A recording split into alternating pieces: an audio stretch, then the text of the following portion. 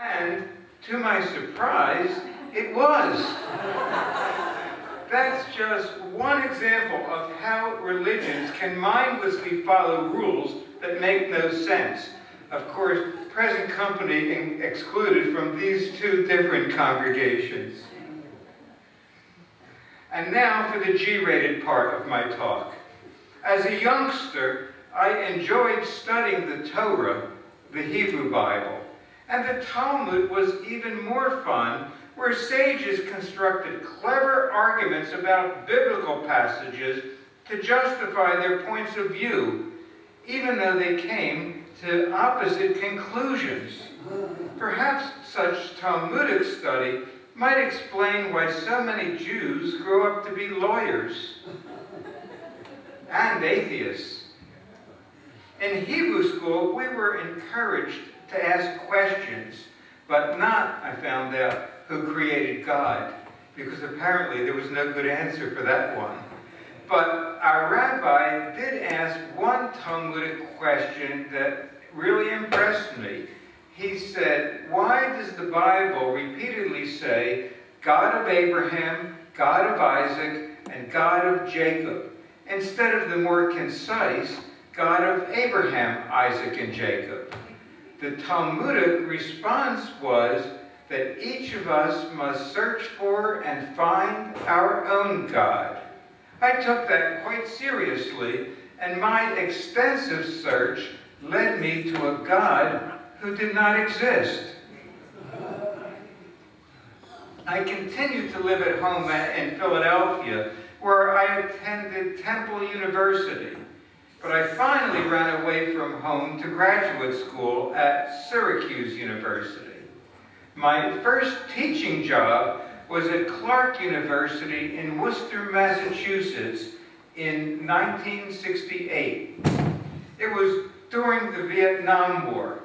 In one protest, a number of us were arrested for blocking the draft board. I spent a brief time in jail where I shared a cell with one of my math students.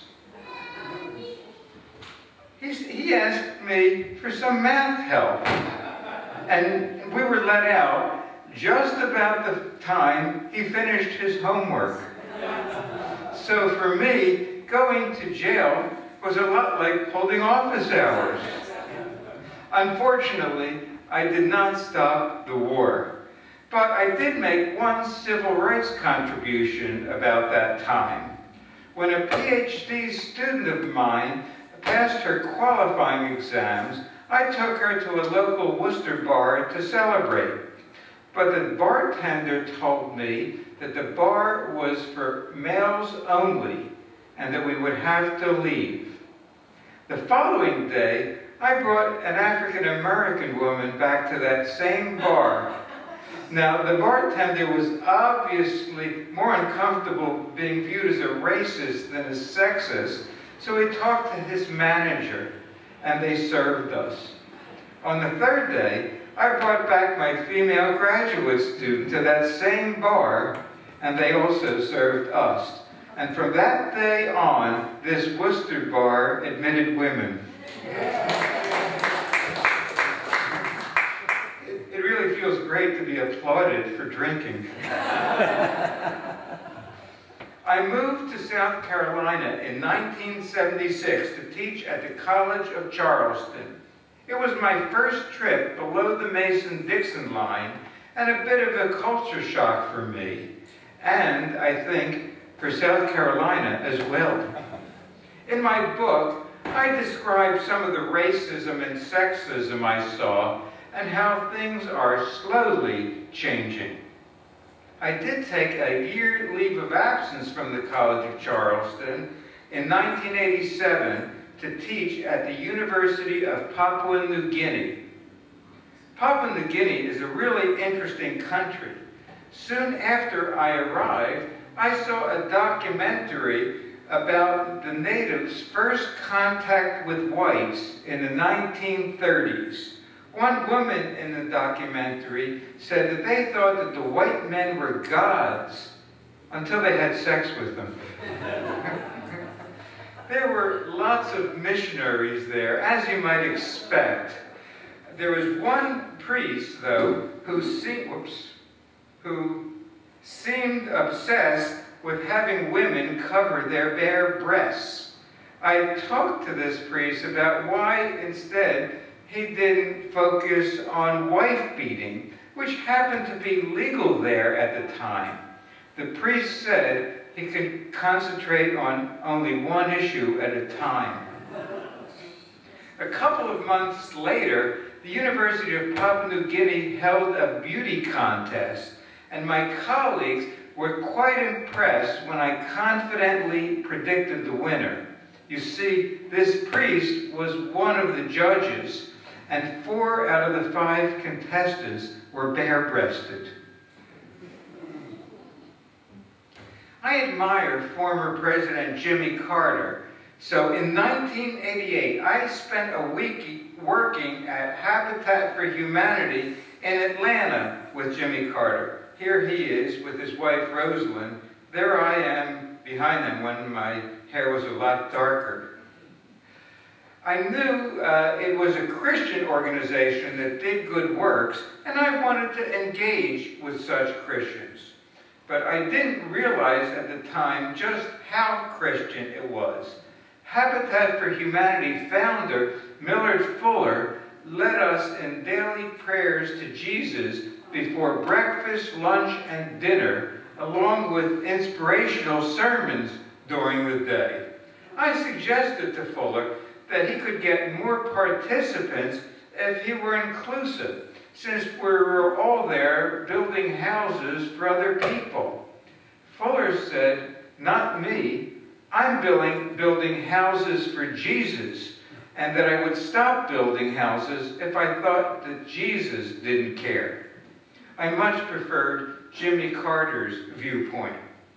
We would have dinner nightly at different African-American churches.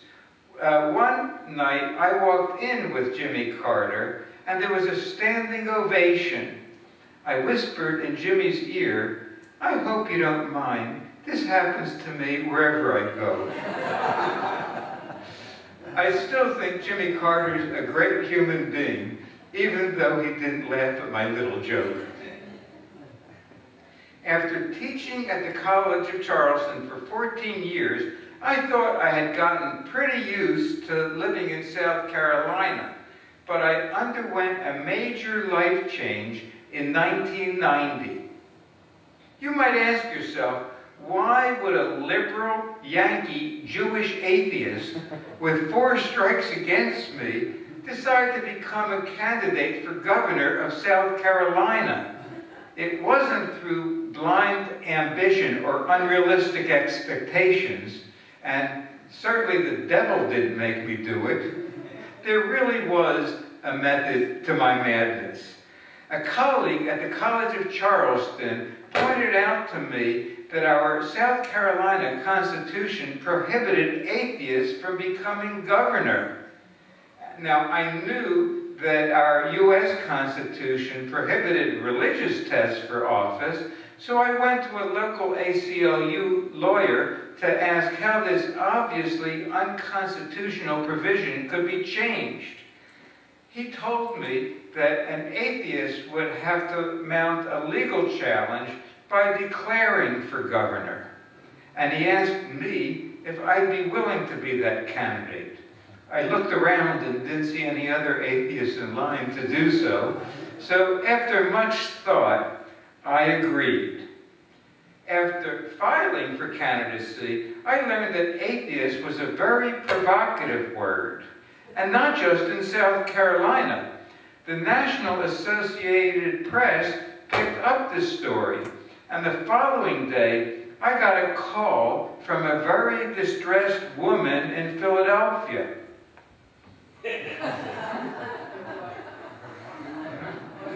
My mother, yes.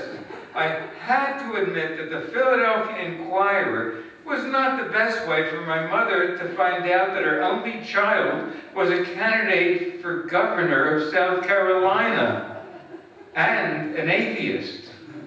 I never expected all that publicity, so I thought I could spare my mother such heartache. Meanwhile, South Carolina Governor Carroll Campbell said our South Carolina Constitution was fine as it was because this country was founded on godly principles. I got invited onto a number of radio talk shows where some callers would say things like, as an atheist, I suppose you feel free to go out and rape and murder and do whatever you think you can get away with. My response to such callers was, with an attitude like that, I hope you continue to believe in a God. I realized that I didn't just want to change our state constitution, I also wanted to change some of the hearts and minds of my fellow South Carolinians. The media would usually introduce me as a so-called atheist or an admitted atheist. I'd ask the hosts on occasion if they ever introduced their guests as a so-called Baptist or an admitted Catholic. Now, Republican Governor Campbell knew he would have an easy re-election victory, and he refused to debate the other candidates. But I participated in a number of three-way debates with candidates from the Democratic Party and the American Party. That's the old George Wallace Party. My favorite debate was a gubernatorial one on public television the week before the election. My friends thought I had won that debate, but I'm sure the friends of the other candidates thought that they had won. But a year later, there was an objective way to determine the winner. Of the 3 participants in that debate, I was the only one who was not in jail. The American Party candidate was in jail for driving without a license and refusing to get one because it was none of the government's business. The Democratic Party candidate for more traditional reasons, tax evasion. During my campaign, I heard a lot of stereotypical comments that atheists are mean and angry protesters who do nothing but ridicule religion. I wanted to show that we did have a sense of humor. So here are some of the questions I was asked during my campaign and my answers to them. What do you think are your chances of winning? Look, I'm an atheist. I'm not a fool. What would be the first thing you would do if you were elected governor? Demand a recount. What would make you believe in God? Maybe if I won the election. It would take that kind of a miracle. What will happen to you when you die? I know exactly what's going to happen to me when I die. I'm going to medical school. Just like my Jewish mother always wanted me to do. I expect to use my body parts to their fullest when I'm alive, but hope others can make good use of them when I die. I did have my day in court with a judge who had recently been appointed through the recommendation of Strom Thurmond. And he decided that my case was not ripe. In other words, he would only rule on its merits if I won the election. Well, to the surprise of no one, I lost. But I'm an optimistic kind of a guy, and I always look for positives in a situation. The best thing for me personally was that I met Sharon right here, and we've been together ever since. We actually met in church. It was the Unitarian church. the only church that invited me to speak during my campaign. But after after losing in 1990 in the gubernatorial race, and with politics still in my blood, what to do next, I decided to fulfill my lifelong dream of becoming a notary public, as someone who stamps documents. Actually, I learned in 1991 that our South Carolina Constitution prohibits atheists from holding any public office, and notary public would be the easiest one to challenge. So I filled out the application form, crossed out "So help me God," and mailed it in along with my $25 application fee. But Governor Campbell returned my application, and when we asked why, he said it would be too burdensome to give reasons for all notary public rejections. Well, it took 3 years, but in 1994, we managed a deposition from the Secretary of State, who had to acknowledge that in that period of time, there had been 33,471 notary applications approved, and that mine was the only one rejected. As far as I know, in the history of South Carolina, I'm the only person to be rejected as a notary public. I then won my case in several lower courts, but the state kept appealing it until it reached the South Carolina Supreme Court. Then in May of 1997, the Supreme Court ruled unanimously in my favor, thus nullifying the anti-atheist clause in our South Carolina Constitution.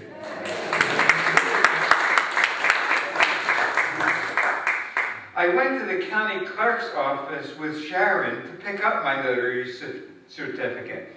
We were both very excited. Sharon took pictures of the clerk handing me my notary certificate and of me holding the notary certificate high above my head in triumph. Now, I don't know what your definition of a loser is, but the others in the county clerk's office who knew nothing of my case had quite a chuckle, thinking that the high point of this guy's life is becoming a notary public. Here I am at my victory party. Edmund Robinson here is my first lawyer, but he quit my case. In fact, he quit the entire practice of law to enter the seminary. But it wasn't what the religious right had been praying for. Edmund had always been active in his local Unitarian church and went to Harvard Divinity School to become a Unitarian minister. And he is one now in Massachusetts. The case was taken over by his friend and colleague in the ACLU, and the two of them deserve the credit for my notary public victory. During my battle for the rights of atheists in South Carolina, none of the political leaders, and certainly not the lawyers advising them, believed they could prevail legally if I continued to pursue my case. But the religious right in my state preferred wasting time and money on a lost cause rather than risk the wrath and lose the votes of the well-organized religious right.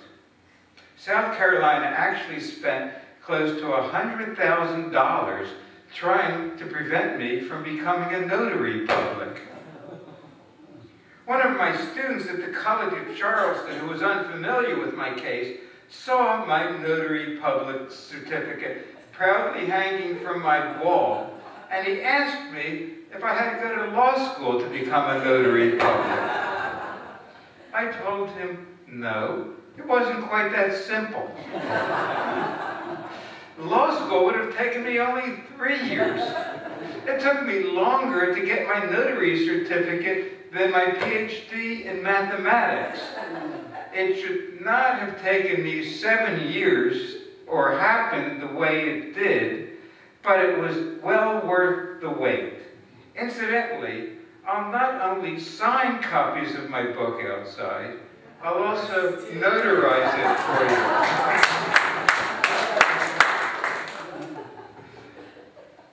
Throughout all my endeavors, Sharon had been a wonderful friend and partner. So, after living in sin for 10 years, Sharon and I got married in our home on January 1st at 12:01 a.m. in the year 2000, an easy anniversary to remember. Sharon wanted me to get dressed up for the wedding, so she got me this tuxedo t-shirt for the occasion. I had never told my mother about anyone I ever dated, but I figured it was about time. So I brought Sharon home to meet Mom. Even though Sharon wasn't Jewish, my mother was relieved to learn that someone actually liked me. The first thing my mother did when she met Sharon was to show her my bar mitzvah picture of how handsome I used to be. When Sharon politely said, "Herb is still handsome," my mother said, "No, he's not. He didn't have a beard then." My mother had complained about my beard for decades. When an Orthodox aunt found out about my marriage, she had just one question: is she Jewish? When this aunt got the dreaded answer that Sharon Frata Pietro was not Jewish, this aunt refused to even meet Sharon. I hear these sighs, but you know, for Sharon and me, who married much later in life, we just felt sorry for this aunt and kind of laughed about how silly it was. But this sort of thing happens in Orthodox families with people in their 20s who are shunned by their families, and that truly is sad. I told another aunt that Sharon and I were both atheists, and this aunt said, "Couldn't you marry a Jewish atheist?"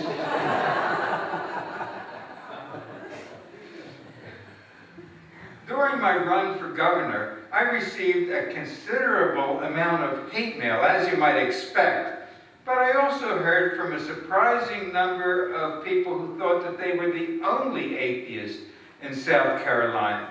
So in 1994, I helped form a local group, the Secular Humanists of the Low Country, which has become a vibrant community with over 150 active members. Here's our Secular Humanists of the Low Country t-shirts, and here's the back of our shirts. And that's my favorite pun. We actively look for ways to seek equal rights, not special rights. These can be win-win situations where we either gain equality or get sympathy for being discriminated against. Here are some examples. The South Carolina legislature sponsored In God We Trust license tags. So the Secular Humanists of the Low Country wanted to sponsor In Reason We Trust tags. The Department of Motor Vehicles made it difficult for us, but they finally gave in. Had they turned us down, we were prepared to publicize that South Carolina promotes God but opposes reason. The Charleston City Council starts its meetings with an invocation, usually by a Christian cleric. We persuaded one council member to offer more diversity, and he invited me to give the invocation in March of 2003. But as the mayor introduced me, half the council members walked out because they knew I was an atheist, and they didn't return until it was time for the Pledge of Allegiance, where they turned toward me as they said, one nation under God. Those who heard my invocation, including the mayor, thought it was fine. But here are some reasons the councilman gave for walking out. One quoted from Psalm 14. The fool says in his heart, there is no God. They are corrupt. Their deeds are vile. There is not one who does good. He then told me it wasn't personal. In other words, his religious beliefs compelled him to ignore or demonize an entire class of people he was elected to represent. Frankly, I would rather it had been personal.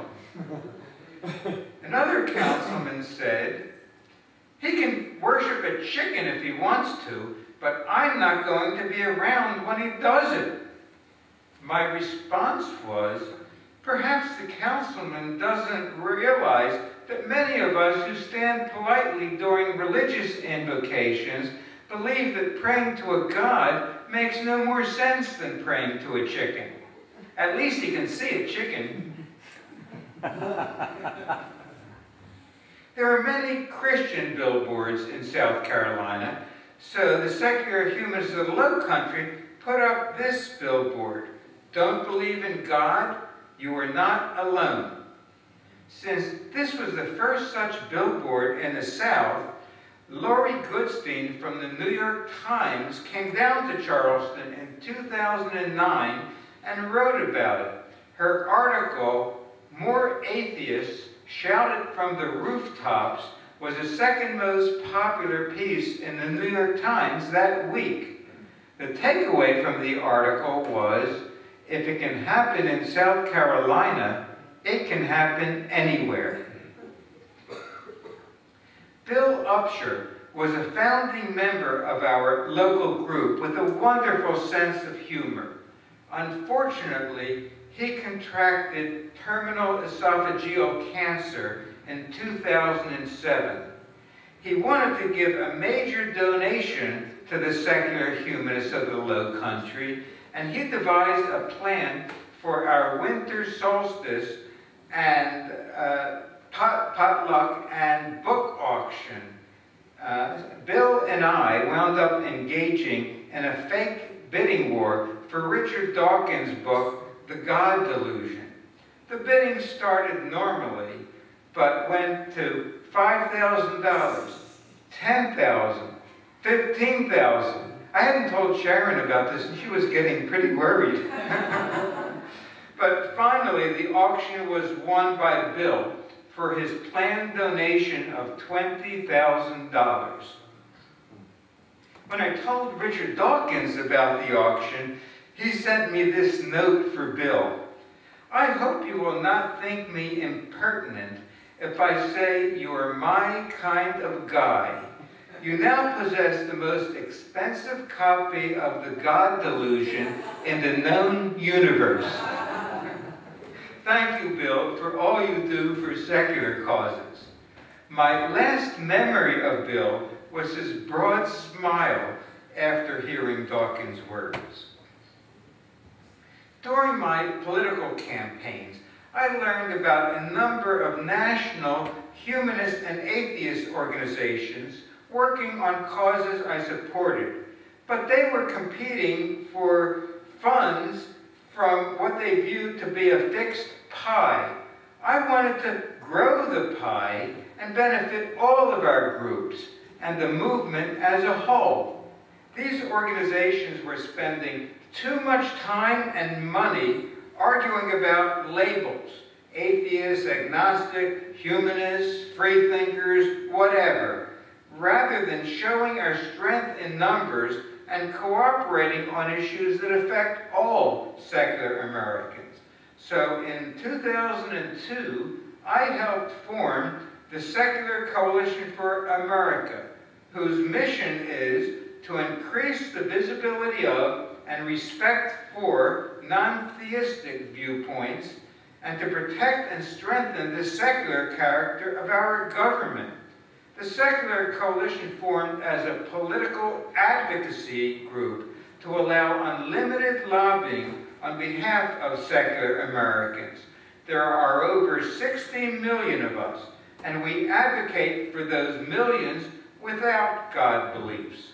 So please go to our website, secular.org, and sign up for our action alerts. We also have brochures outside of our Secular Coalition. These are our 11 cooperative national member organizations: American Atheist, American Ethical Union, American Humanist Association, Atheist Alliance of America, Camp Quest, the Council for Secular Humanism, Humanists. Those are humanist Unitarians, and your group might want to join the Humanist Unitarians. The Institute for Humanist Studies, the Military Association of Atheists and Freethinkers, our own atheists in foxholes, the Secular Student Alliance, and the Society for Humanistic Judaism, of which you're a member. So you see, the Secular Coalition covers the full spectrum of non-theists. The Secular Coalition and its member organizations all need help from committed activists like many of you. So I hope you'll consider supporting those organizations that interest you. And now for the dress-up part of my talk. In 2007, the Secular Coalition held a contest to nominate the highest-ranking elected official without a God belief, and Representative Pete Stark became the first member in the history of Congress to acknowledge being an atheist. But he won't be the last. A landmark day for the Secular Coalition was a meeting with White House officials in 2010 to talk about issues of concern to secular Americans. This was the first time a presidential administration met for a policy briefing with the atheist community. It's always great to have an opportunity to present our perspective to politicians and others. That includes debates with Christian ministers, which is often the first opportunity for Christians to hear an atheist point of view from an atheist, rather than from other Christians. One such debate was at the College of Charleston on, can we be moral without God? There were over 800 in the audience, mostly from the minister's megachurch. We got to question each other. My favorite question for the minister was, how would you behave differently if you stopped believing in God? The minister thought for a minute and then said, sometimes I'm tempted by other women, but I don't cheat on my wife because of my love for Jesus, knowing how it would hurt Jesus. Well, that gave me an easy response. I said, sometimes I'm tempted by other women, but I don't cheat on my wife because of my love for Sharon, knowing how much it would hurt Sharon. I looked over at the minister's wife in the audience, and I think she liked my answer better. Whether to base decisions on the needs of an imaginary God or on real human beings is the essential difference in my mind between conservative religionists and humanists.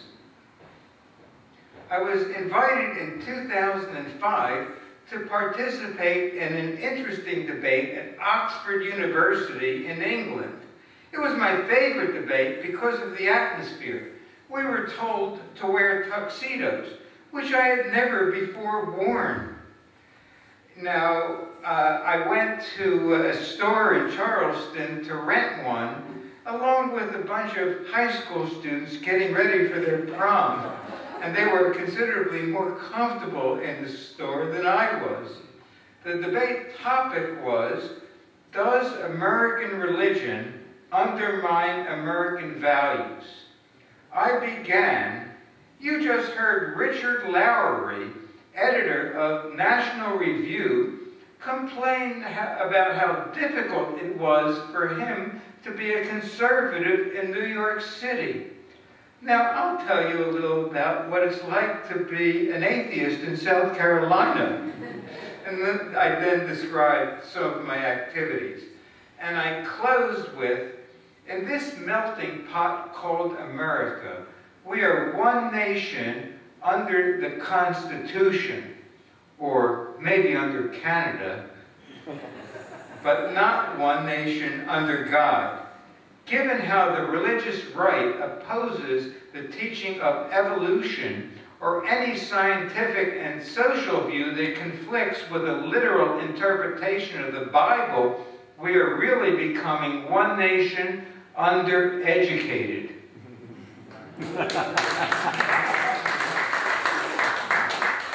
When the debate ended, the audience of students, professors, and guests voted with their feet according to which door they chose to leave the hall. Our side won.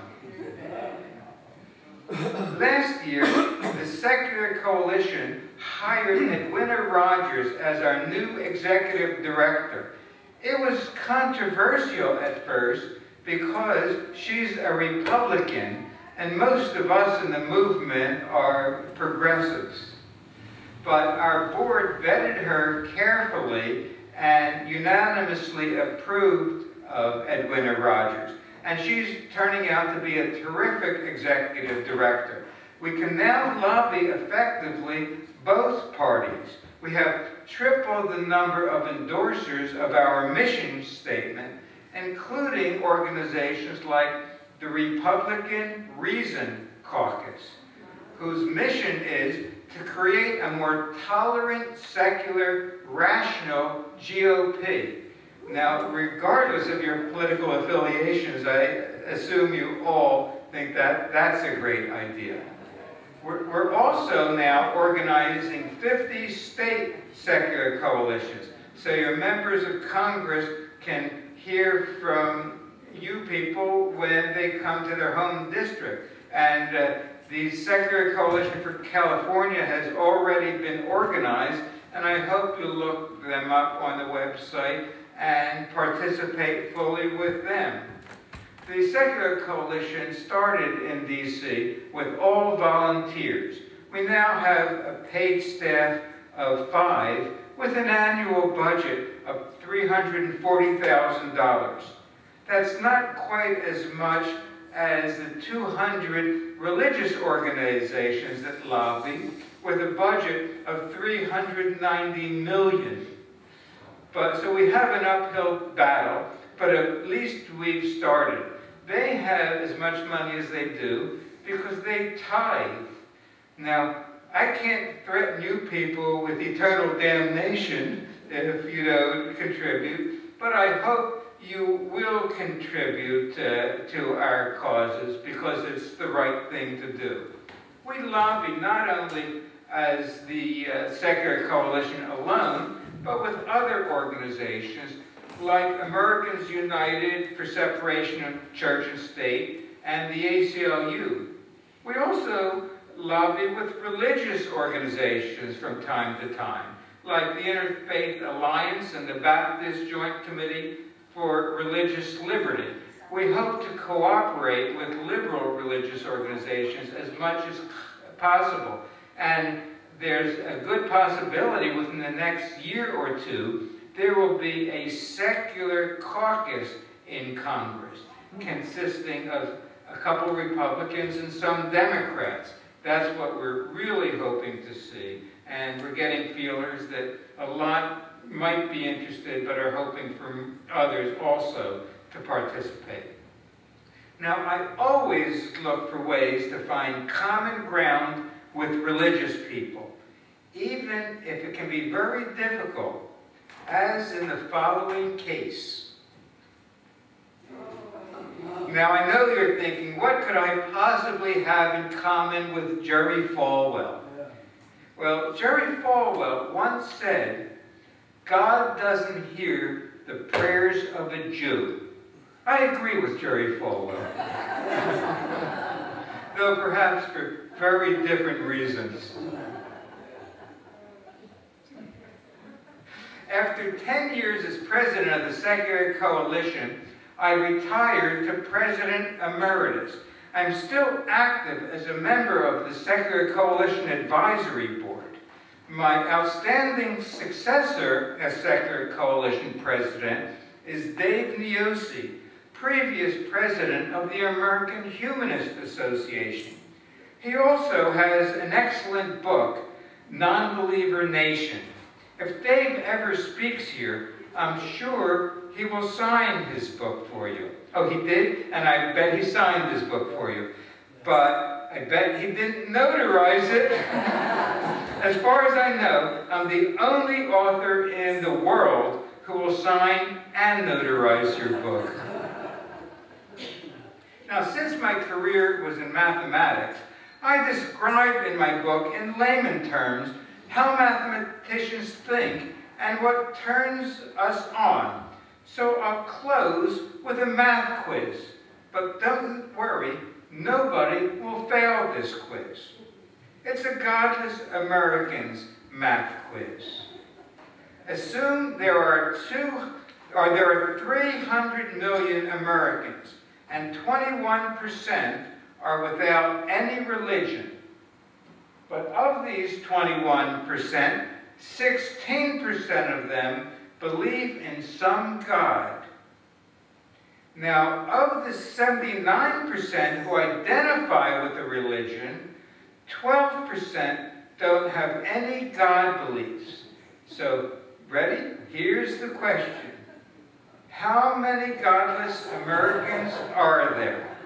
And I want an exact answer. 300 million. 300 million is correct. But only people like us know that they are godless. Thank you.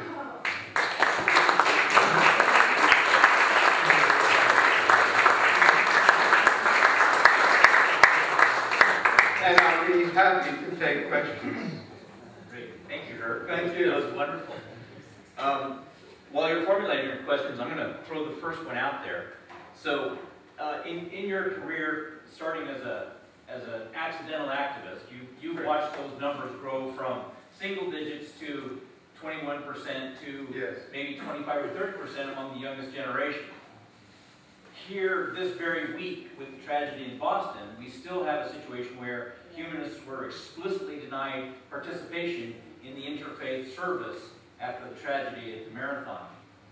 So, I'd like you to make your best prediction. Where do you see the movement, the secular movement, in this country 5 or 10 or, take your number. Where do you see this in the near to distant future? Okay, well, in terms of that denial, you're right. We were denied participation in this church-related service for the tragedy in Boston. The same happened during 9/11, but there is a difference.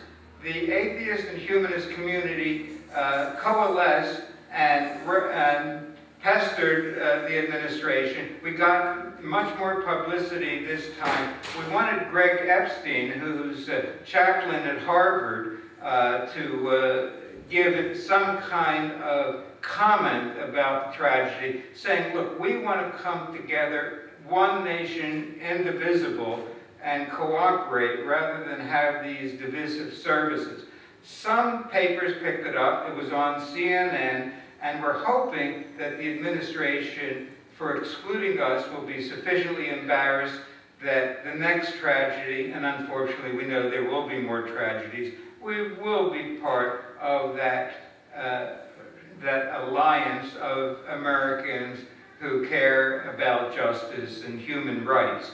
And as you correctly point out, the younger people and people in general are becoming more non-theists. Whatever their identity is, they might call themselves atheists, humanists, secularists, or a lot of them are apatheists, especially among the young, saying, you know, religion just isn't important to me. I don't want to spend time about it. And I used to be, when I say an apathetic atheist, the short term for it now often is apatheist, because I was living in Massachusetts in the 70s at a liberal university where I thought the default then was atheist, and we never talked about religion. There might have been some believers among us, but they kept quiet about it. And I'm hoping that sort of thing will happen again, not like it was in the 70s in Massachusetts, perhaps around the country, but we're gaining more visibility and respect. And the best way for that to occur is for us to just come out of the closet and say who we are. I'm sure just being here, you guys are all out of the closet, but to encourage friends to say, you know, when somebody says, what church do you go to? So just matter-of-factly say, you know, I don't go to any theistic church because I don't believe in any deity. I go to the Unitarian Church, the Society for Humanistic Judaism, but and tell what your beliefs are. And when friends and neighbors and even relatives find out, there's going to be more respect for our viewpoint. And that's what politicians are also waiting for, when there's more visibility and respect, and they know that we contribute. Just like with the LGBT movement, they'll be coming out of the closet too. So I see lots of positives in each succeeding generation as they become more tolerant of diversity. Carl. Good evening.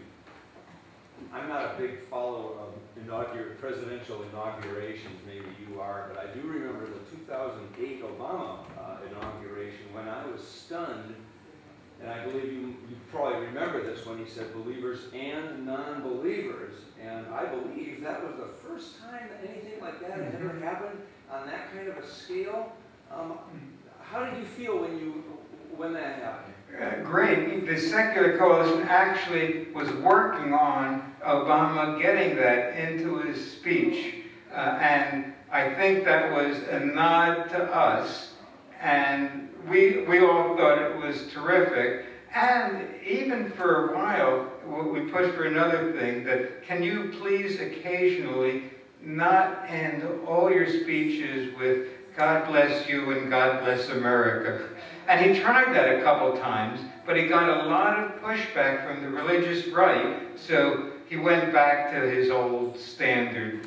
And we're hoping, again, to become more visible. So it's okay to not end all your speeches with God, and maybe it'll even be wrong to do that politically. Because in, say, Western Europe, even conservative politicians would be laughed off the stage if they said, and God bless you and God bless England. That doesn't happen, and we would like it to not happen in this country as well. Yeah. There's a local publication here in Los Angeles called the Jewish Journal, and a few weeks ago, many of us who read it were kind of taken aback by one of the writers they employ. He's most of the writers are fairly progressive. They hire him, I guess, to show how balanced they are, and his name is Dennis Prager. Yes. He wrote an article, maybe you've read it, maybe others sound like they have, equating, saying basically that secularism is okay for government, but it's pretty much terrible for anything else. And I've been looking for somebody to respond to him. I don't know if anybody has yet responded other than the few people who wrote letters to the editor.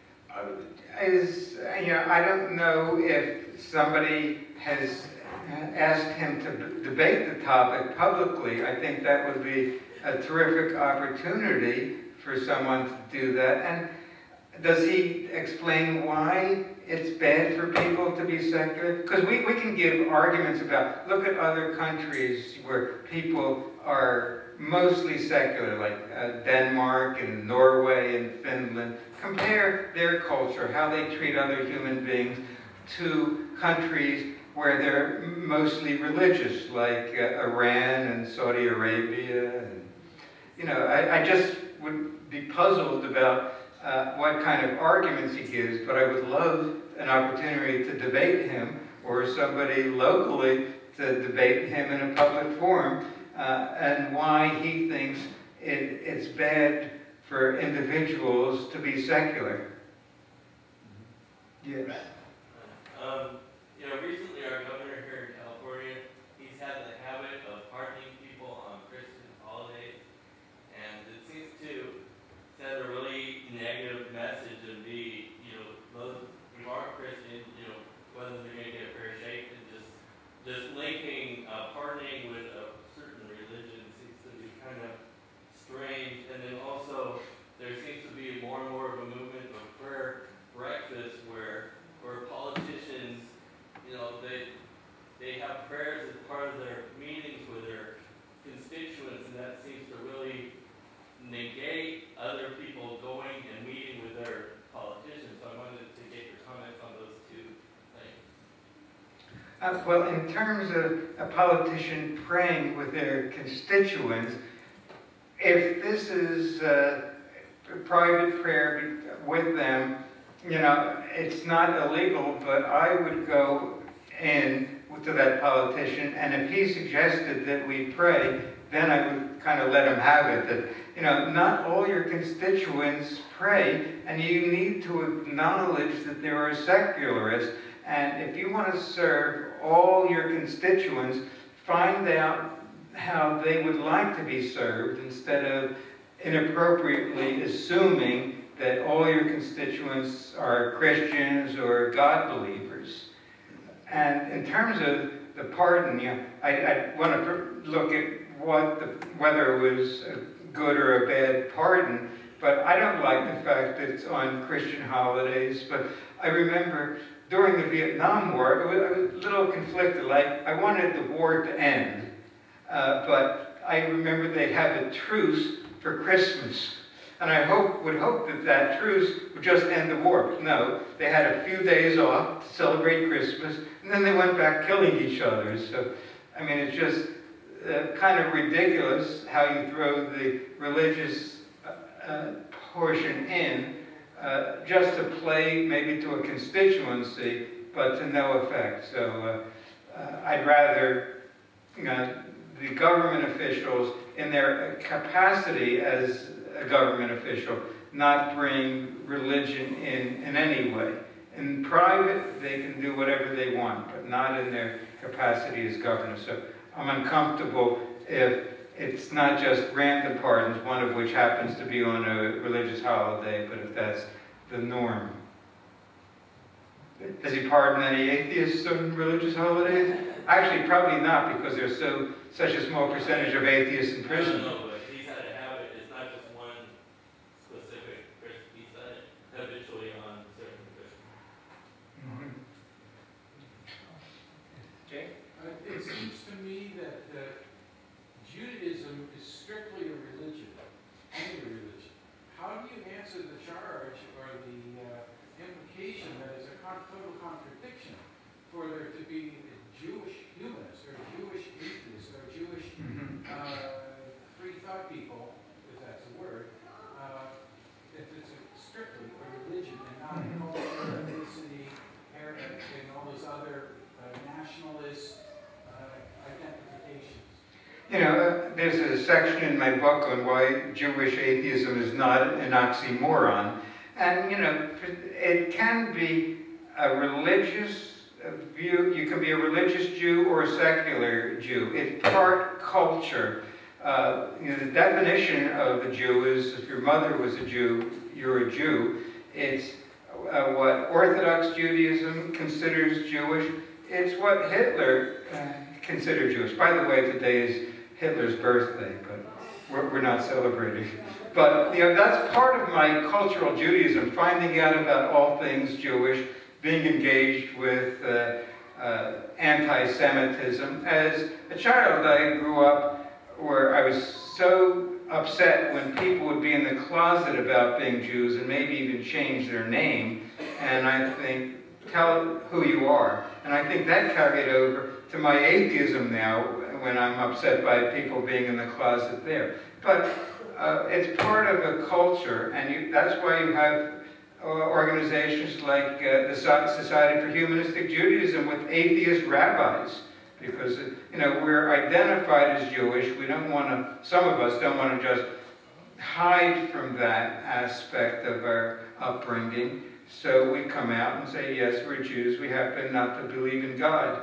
Also, I'm an American and disagree with more policies that our government does than I agree with, but it's easier for me to criticize America from the inside rather than the outside. So that's another advantage of being a Jew. I can criticize the Orthodox wing, and when people view Judaism as just that religious Orthodox perspective, I can say, no, that's not Judaism. It's a small wing. There are more secular Jews in this country than there are Orthodox Jews. Follow-up for clarification. You use the word culture. Are you then saying that an Oriental Jew, a Sephardic Jew, and an Ashkenazi Jew are the same culture? Because every evidence there is would say that's not true. The only thing they do share are the religious observances, the religious experiences and beliefs. Therefore, the Judaism thing is strictly a religion, which is a total contradiction to atheism and agnosticism. Well, there are different cultures, and I can't really speak for, say, Jews in India, how similar they are. I have a feeling I'm more similar to people in the U.S., but within the U.S., I think there are cultural things that bind us. Some, not so much, maybe. Maybe a Jew growing up in North Dakota, where he's the only Jew, doesn't have that part of the culture. But I think there seems to be a bond where Jews have more affinity to what's happening internationally to Jews because of a history of things like the Holocaust and anti-Semitism.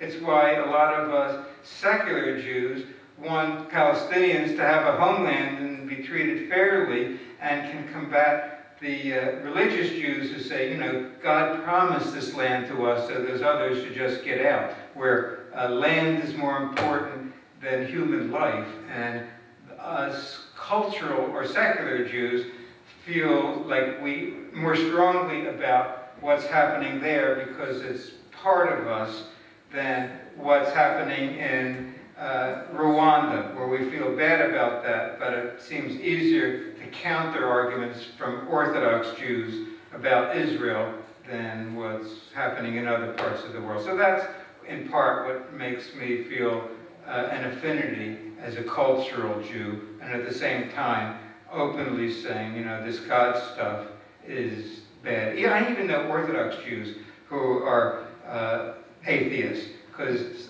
there are 613 mitzvot, that's 613 commandments in the Bible, not just the 10 that get good PR. And an Orthodox Jew, some I know, try to follow as many as possible.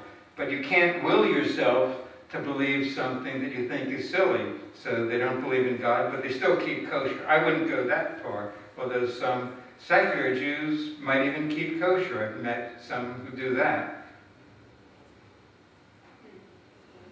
If I just thought the president of the Humanist being into conversation, we should say something. So, of course. But, you could probably explain it better than me. Well, you did a great job. I was just going to say, or just emphasize that Jews are, most Jews are secular Jews, and that's just basically it. The larger section of Jews are secular, and so they don't hold to the fact that you said, how could a Jew not be religious? And that's also a lot of Orthodox Jews will even say that themselves. But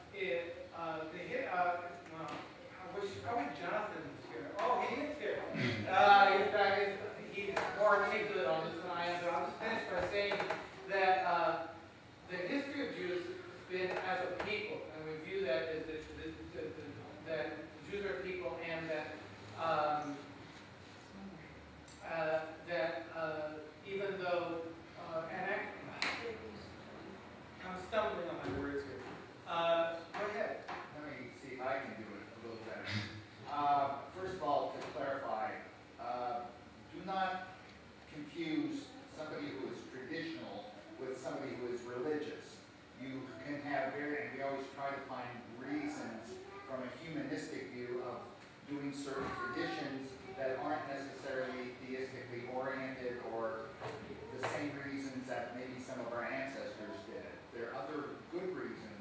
For example, a simple act like lighting a candle can have many, many different explanations and not have anything necessarily, you wouldn't want to call it religious. And like David said, I think we're looking at our peoplehood, maybe we're changing the word cultural for our peoplehood, for our historical ancestors, and even then, if you can go back, of course, we didn't have much of a representation, not a vocal representation.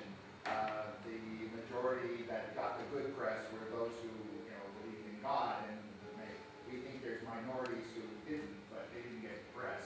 But even back then, we were pretty convinced that they were humanistically oriented. They were concerned not so much about God as if are they going to get a good rainfall so that we could get good crops. We look at some of our Jewish holidays that we observe, and again, we're looking at the human reasons of victory, our survival as a people, and that's the reason we're observing some of these. And sometimes people ask me, like, why are you proud to be a Jew? And I say, because, we learn to question, we're encouraged to question and to get an education, and that most of us turn out to be atheists. I think Judaism and Unitarianism are the top two religions that have humanists as a large portion of their congregation. For a lot of the same reasons. We value education, we value questioning and being skeptical and not accepting because some authority figure told you. There are no Jewish or Unitarian popes. There was with the Hasidic, they have kind of their equivalent of pope. That's the ultra-Orthodox. But their alleged Messiah died, and I think gradually they stopped waiting for his return. Rev Schneerson.